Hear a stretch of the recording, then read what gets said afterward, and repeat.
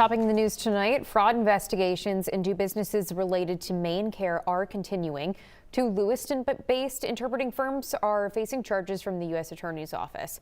This case comes amid greater scrutiny and allegations of fraud in Maine.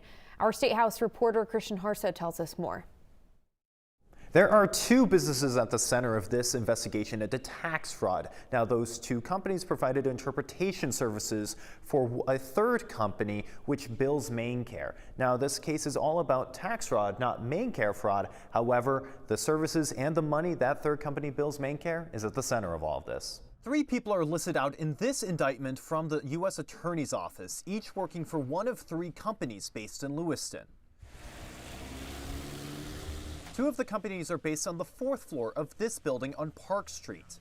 At the bottom of the chain is Momo Interpreters, which subcontracted for reliable language resources.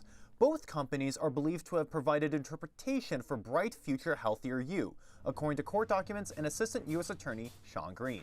That there were expenses for interpreting that in fact did not happen.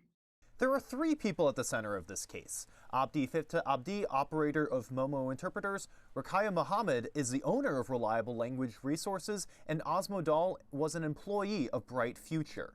Dahl has died since the indictment was filed and charges were dropped. There are also no charges against Bright Future, and Bright Future's attorney says the company will not comment. Green's case does not involve MaineCare directly. But Bright Future Healthier You was a company that would bill for social services to MaineCare. Billing for interpretation that prosecutors say never happened, and that Abdi and Muhammad claimed as tax write-offs, leading to IRS investigation. And we allege that she provided false documentation, that Osmo Dahl also provided false information.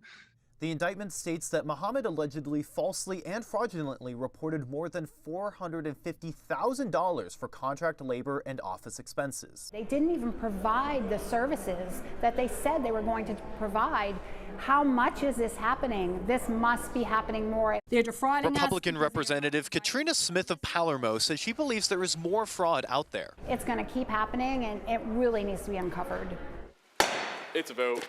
Democratic leaders echoed previous statements they've made, saying that investigations should be grounded in evidence and due process. The legislature will continue to closely monitor the outcomes of these proceedings and consider what steps may be needed to strengthen accountability. Now, there is no trial date for this case just yet, but at an arraignment last year, all three defendants pled not guilty. Now, I did reach out to Muhammad's lawyer, who said that they have no comment, and I also reached out to Abdi's lawyer, who I did not hear back from after calling twice. Now, it is important to note that Dole has no charges placed against them, and that Bright Future never had any charges placed against them, and the company's lawyer says the company has no comment at this time. In Augusta, Christian Harsa, News Center, Maine. This evening, we received documents from the Department of Health and Human Services confirming Bright Future was audited and overbilled more than $200,000 from MaineCare from 2017 to 2018 and was ordered to repay that. We'll bring you updates on the story as we learn more.